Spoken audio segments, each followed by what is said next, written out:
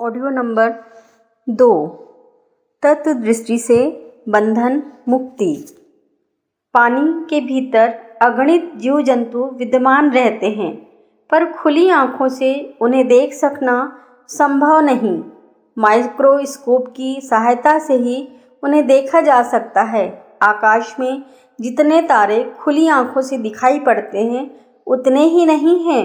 देखने की क्षमता से आगे भी अगणित तारे हैं, जो विद्यमान रहते हुए भी आँखों के लिए अदृश्य ही हैं। बढ़िया दूरबीनों से उन्हें देखा जाए तो दृश्य तारागणों की अपेक्षा अनेकों गुने अदृश्य तारे दृष्टिगोचर होंगे। परमाणु अणु की सत्ता को सूक्ष्मदर्शक यंत्रों से भी उसके यथार्थ रूप में देख सकना अभी भी संभव नहीं है। उसके अधिक स्थूल कलेवर की गणित के अध्यात्म पर विवेचना करके परमाणु और उसके अंग प्रत्यंगों का स्वरूप निर्धारण किया जाता है। अणु संरचना के स्पष्टीकरण में जितनी सहायता उपकरणों ने की है, उससे कहीं अधिक निष्कर्ष अनुमान पर निर्धारित गणितपरक आधार पर निकाला जाना संभव हुआ है। यथार्थता की तह तक पहुँचने के लिए हमें परख के आधार को अधिक विस्तृत करना पड़ेगा। इंद्रियजन्य ज्ञान को ही सब कुछ मान बैठना भूल है। जो भौतिक प्रयोगशाला से प्रत्यक्ष हो सके वही सही है, ऐसी बात भी तो नहीं है। ऊपर प्रकाश की आँख मिचौनी से रंगों की गलत अनुभूति होने की चर्चा की गई है। सत्य तक पहुँचने के लिए इन्हीं भौंडे उपकरणों को परिपूर्ण मानकर चलेंगे तो अंधकार में ही भटकते रहना पड़ेगा। किंवदंतियों और दंत कथाओं के प्रतिपादनों से मुक्ति पाने के प्रयास में यदि इंद्रिय ज्ञान की भौंडी भूल भुलैयों में भटक पड़े तो केवल पिंजड़ा बदला भर हुआ स्थिति ज्यों की त्यों बनी रही। कुछ मोटी बातों को छोड़कर शेष सभी विषयों में हम जो कुछ देखते, जानते और अनुभव करते हैं, उसके संबंध में यही मानते हैं कि वही सत्य है, पर वस्तुतः ऐसा है नहीं।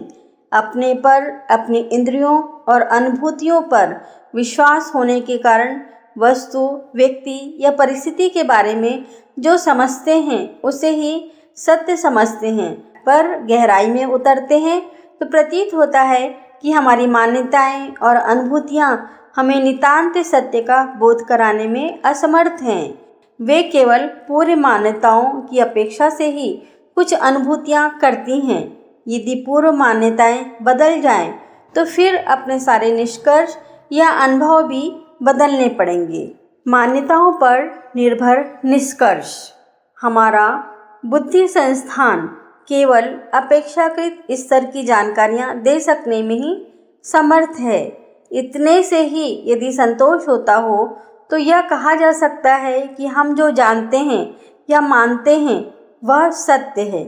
किंतु अपनी मान्यताओं को ही यदि नितांत सत्य की कसौटी पर कसने लगे तो प्रतीत होगा कि यह बुद्धि संस्थान ही बेतरह भ्रमग्रसित हो रहा है।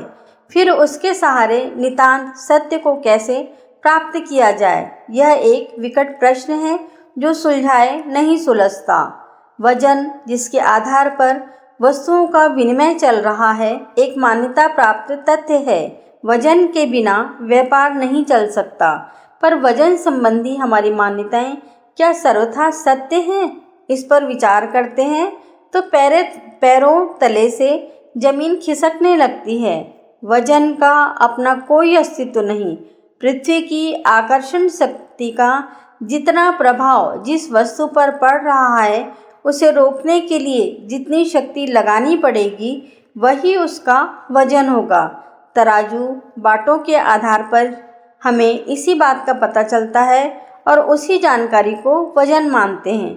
पर यह वजन तो घटता बढ़ता रहता है।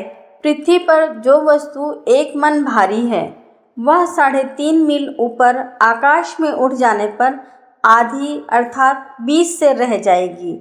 इससे ऊपर उठने पर वह और हल्की होती चली जाएगी।